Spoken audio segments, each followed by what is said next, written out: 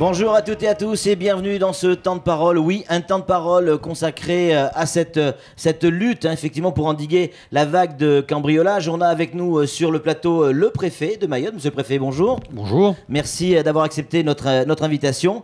La préfecture et les services de police, de gendarmerie se mobilisent contre le cambriolage. Alors effectivement, nous avons souhaité, en lien avec l'autorité judiciaire, le procureur de la République, pour être plus précis, et puis les deux responsables des zones de police, que ce soit la police nationale ou la gendarmerie, pouvoir réagir à ce que vous avez appelé effectivement une envolée des cambriolages, mais je crois que le mot est assez bien approprié, puisque, juste deux chiffres, si en 2010 les cambriolages représentaient 17% de la part de la totalité des faits qui étaient enregistrés par les deux forces de police, aujourd'hui c'est 58%, 58% de trop. Ouais. Et évidemment, comme vous, comme tout un chacun, il est difficile de sortir sans rencontrer des gens qui ont été cambriolés une fois, deux fois, trois fois. Ce n'est pas un phénomène qui est devenu rare, donc il fallait se mobiliser, ce qui ne veut pas dire qu'avant les forces de police ne faisaient rien. Il faut peut-être réfléchir à une nouvelle méthodologie d'action qui intègre le volet prévention, le volet action et le volet répression. Alors il y a une espèce de cellule qui va se mettre en place où on va pouvoir croiser un certain nombre d'informations du côté gendarmerie et du côté police pour justement appréhender cette problématique. Alors effectivement, on a différentes réflexions qui vont se traduire par des actions, et notamment une action qui consiste à mettre en place ce qu'on appelle une cellule, ce qu'on fait d'ailleurs relativement fréquemment lorsqu'on a en termes de police judiciaire ou de police administrative un sujet particulier à traiter. L'idée est de regrouper tous les sachants sur un pôle. Lorsqu'on est proche, lorsqu'on est près, lorsqu'on se connaît, on se parle plus facilement, l'information circule mieux. Et on voit bien que finalement, les délinquants, pour eux, la limite des frontières administratives n'a aucun sens. Ouais. D'ailleurs, pour les communs et mortels non plus. Donc du coup, le fait de pouvoir avoir des informations sur l'une des deux zones, sur des faits commis, sur une typologie, peut intéresser effectivement soit la police, soit la gendarmerie, dans le sens évident que l'on veut. Et ça permettra sans doute d'être plus efficace. Cet échange d'informations se fait déjà, mais nous souhaitions qu'on aille plus loin en créant cette cellule, en cartographiant également les faits de manière commune à la police et à la gendarmerie, de façon à mieux suivre le phénomène, à être plus réactif, notamment dans la production de ce qu'on peut appeler la prévention opérationnelle, c'est-à-dire les patrouilles. Ah, je vais vous donner une petite anecdote, monsieur le préfet, si vous êtes d'accord. J'ai un petit garçon qui a 4 ans. En ce moment, c'est les vacances. Et chez moi, en ce moment, il fait que des bêtises. Il s'ennuie. Il casse les verres, il déchire la tapisserie, il écrit sur les murs. Quand on a 15 ans, on appelle ça des tags, on appelle ça de la délinquance. Est-ce que c'est pas ça le véritable problème? Est-ce que nos gamins ne s'ennuient pas? Est-ce qu'il ne faudrait pas reprendre à la base la problématique, c'est-à-dire peut-être donner des moyens aux associations, aux collectivités, à ces gamins pour les occuper? Parce que peut-être que j'allais dire la problématique première, elle vient de là. Mais effectivement, et dans le volet prévention, vous avez complètement raison sur ce volet-là, c'est effectivement le périscolaire, c'est effectivement les activités sportives. Je ne dis pas qu'elles l'empêcheraient ou qu'on pourrait résoudre ce sujet, on le voit bien dans d'autres zones, mais effectivement, si nous avions à Mayotte une meilleure projection sur le terrain, compte tenu également de notre importance démographique des jeunes, je pense qu'on pourrait effectivement, par une action à la fois de parentalité, puisque je pose souvent cette question, est-il normal que des jeunes de 10, 11, 12 ans soient à minuit, 1h du matin dehors? Bien sûr, la réponse est non. Et évidemment, dans la journée, le désœuvrement peut pousser à des bêtises, peut pousser tout simplement, non pas par volonté délictuelle, mais tout simplement d'occupation, et pousser dans un phénomène de bande à faire finalement une bêtise qui porte préjudice à quelqu'un. Parce que le cambriolage finalement porte préjudice, même si sur le fond, parfois, le nombre d'objets volés ne sont pas des choses très graves. Alors, évidemment, il y a des cambriolages où vous perdez beaucoup de matériel, etc., avec un fort préjudice, mais beaucoup sont, vous l'avez d'ailleurs relevé la semaine dernière sur cette ampoule volée, ça peut prêter à sourire, même si c'est gênant. On comprend bien le fait que quelqu'un soit rentré chez vous, quel que soit ce qui a été pris, c'est quand même un acte d'insécurité qui, à la limite... Ils sont rentrés. Ils sont rentrés, donc on se dit, ils sont rentrés une fois, on peut rentrer une deuxième fois, voilà, l'insécurité, le mal est fait, si je puis dire. Alors, vous disiez, si on avait ça, on pourrait faire ça. Est-ce que dans ce que vous mettez en place aujourd'hui, vous allez mettre les moyens, justement, pour réguler un petit peu cette oisiveté? Alors on a déjà dans le cadre de la politique de la ville d'importants moyens puisque comme vous le savez, on a plus de presque 3 millions d'euros qui sont déployés spécifiquement, plus tous les moyens qu'on appelle de droit commun, c'est-à-dire les crédits qui se déploient normalement. Mayotte est extrêmement bien couvert puisque 156 000 habitants sur les 220 000 actuels sont couverts par un quartier politique de la ville, et notamment les actions de parentalité. On a d'ailleurs signé il y a 3 mois un protocole entre le ministère de la Justice, le Conseil général et l'État-préfecture pour justement reprendre pied sur la parentalité via la politique de la ville, mais aussi pour pouvoir développer des actions sportives, culturelles, et notamment il faut qu'on puisse continuer, alors ça ne se fera pas en 1 an, ça ne se fera pas en 6 mois, il faudra un peu plus de temps, mais remettre à niveau les plateaux sportifs de proximité, remettre à niveau également les MJC, remettre à niveau un réseau aussi d'équipements sportifs qui permettent de répondre à un besoin, une demande, parce que je crois que l'attente est très forte.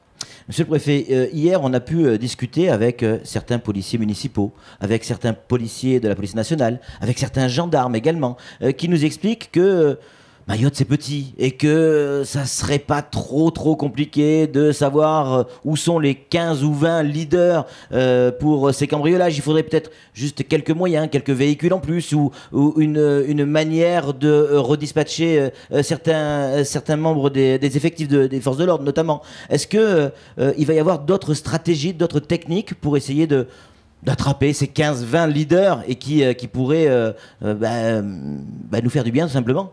Alors d'abord il y a 2 choses dans ce que vous dites. Premièrement, c'est la gestion des moyens, c'est justement l'une des 2 axes, un des 3 axes pardon, qu'on a choisi, c'est-à-dire une meilleure coordination des moyens en termes de gestion opérationnelle. Le 2e axe c'était faire savoir, dire, et puis le 3e c'était effectivement de jouer sur les actions de prévention là-dessus. Alors sur le volet opérationnel, la méthode choisie est effectivement d'être plus proche de l'événement, de mieux réagir, de mieux s'équilibrer entre les 2 forces de police. Comme je le disais tout à l'heure, les frontières n'ont de valeur que pour ceux qui les emploient, c'est-à-dire en fait les 2 forces de police, mais pour les délinquants ou les citoyens dont je fais partie, passer d'une zone de police à une zone de gendarmerie, vous n'avez pas de panneau, vous n'avez pas de frontière, on ne vous demande pas de carte d'identité, donc ça n'a pas de sens. En revanche, ça a un sens lorsqu'il faut intervenir, parce que les forces de police, elles savent où sont les interventions, et le fait d'intervenir à côté, évidemment sur un flagrant délit, vous le pouvez. En revanche, dans le cadre normal, vous ne le pouvez pas. Donc effectivement, cette frontière, elle est étanche, et elle peut être parfois gênante. Donc c'est pour ça que nous avons choisi de pouvoir se regrouper dans une cellule, mais aussi de pouvoir être peut-être plus proche du terrain, comme je le disais tout à l'heure, et de la réactivité. C'est-à-dire qu'on voit bien que autant il y a quelques temps, quelques mois, les cambriolages étaient quand même relativement concentrés sur un certain nombre de quartiers, de zones, de communes. Et puis on s'est aperçu que finalement, ces derniers mois, les cambriolages concernaient maintenant, de manière plus large, un peu plus de monde. Et là, on revient sur le 2e volet de votre question, qui est qu'effectivement, il faut faire savoir.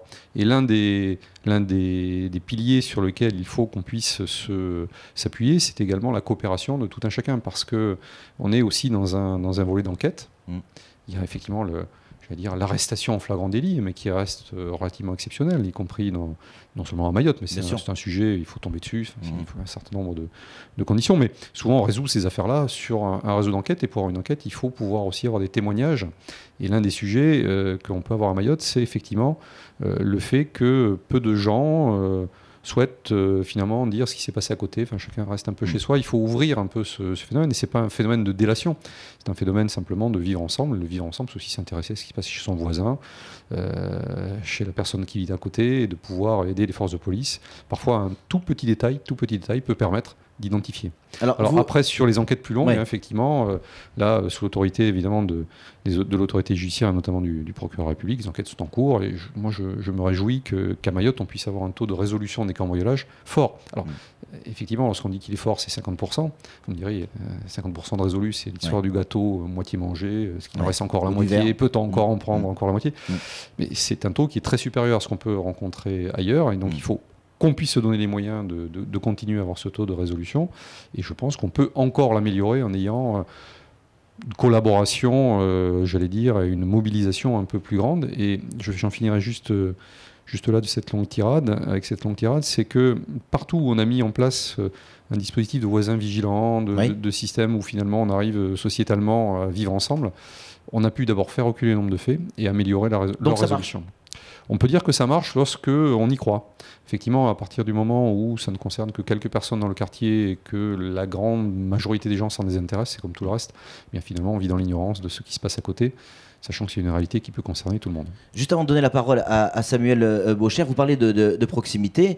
Quand un policier doit partir du commissariat de Mamoudzou pour aller jusqu'à Vaïbé, à proximité, on n'y est pas vraiment. Quand un gendarme doit partir de Mamoudzou pour aller jusqu'à Tsararano, proximité, est-ce que là, dans l'avenir, il y a de véritables décisions qui seront prises pour rapprocher ces distances et donc ces délais?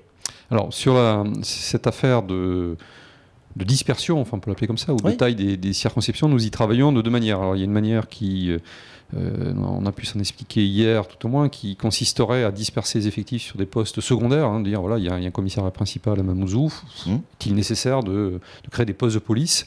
Alors cette méthode qui avait été beaucoup utilisée dans les années 70 notamment et années 80 a été totalement abandonnée. Pourquoi? Parce qu'en fait, on se disperse. Lorsque vous créez un poste de police, il faut laisser 2 fonctionnaires pour l'accueil, la garde du site, etc.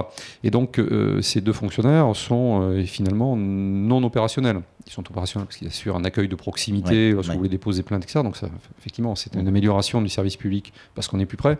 En revanche, sur l'action opérationnelle, on s'est aperçu qu'en étirant finalement les lignes, pour parler en termes relativement militaires, finalement, on autoconsomme quotidiennement plus de moyens que ceux qui sont laissés sur le terrain. Donc la stratégie est plutôt de se regrouper pour avoir davantage d'équipages disponibles pour intervenir. Le deuxième sujet, qui effectivement est spécifique à Mayotte, on a effectivement un certain nombre de villages relativement éloignés du pôle urbain. Vous parlez de Vaïbé, mais on peut aussi parler de Tsunzu 2 lorsqu'on est en intervention en Kawini. Moi, je l'ai vécu il y a quelques mois. Effectivement, il faut qu'on réfléchisse. Alors là-dessus, nous avons des projets, mais qui ne seront pas, j'allais dire, opérationnels à très court terme, mais sur lesquels je souhaite qu'ils puissent être engagés maintenant pour qu'on puisse le plus rapidement possible, va-t-on dire, en termes d'années, pour en disposer. Il faut d'abord que la gendarmerie puisse reprendre pied dans la commune de Koungou, au nord de Mamoudzou, et dans celle de Dambini au sud, de façon à pouvoir avoir, compte tenu de ces 2 zones de peuplement importantes, 27 000, 28 000 habitants d'un côté, 12 000 de l'autre, qui nécessite à mon sens la création d'une brigade de gendarmerie, sera organisée aussi sur l'implantation à Mamoudzou, puisqu'ils ont effectivement le même sujet, et puis peut-être réfléchir sur les limites de la circonscription de police, de façon à la rendre plus concentrée. Voilà. Sam. Dans le flyer que vous avez édité, à l'attention de toute la population, il y a la partie les bons réflexes, les bons gestes à avoir. Quand on les lit, ça fait froid dans le dos. On a le sentiment, quelque part, il y a un cyclone qui arrive et que c'est la préalerte au cyclonique. Vraiment, il faut tout rentrer. Ne sortez pas sans laisser quelque chose sous votre terrasse. Est-ce que ça, c'est pas un constat d'échec de la sécurité publique, quelque part? Parce qu'on ne peut plus vivre dehors, chez soi. Alors, il y a deux manières de voir les choses, effectivement. La première, c'est celle que vous décrivez. Il y avait un âge d'or où on pouvait effectivement laisser un certain nombre de choses ici. Pas si vieux que ça. Pas si vieux que ça. Moi, je suis venu, une petite anecdote, lorsque je suis venu ici en 2001-2002, la personne qui était avec moi avait oublié son appareil photo sur les anciennes barges. Et on avait bien, en sortant de la barge, fait 200 mètres. Et un jeune garçon nous a couru après en disant monsieur, vous avez oublié votre appareil photo. Donc ça, c'est un âge d'or auquel on peut faire référence. C'est pas si vieux que ça, 10 ans. C'était hier. Peut-être, pas certain.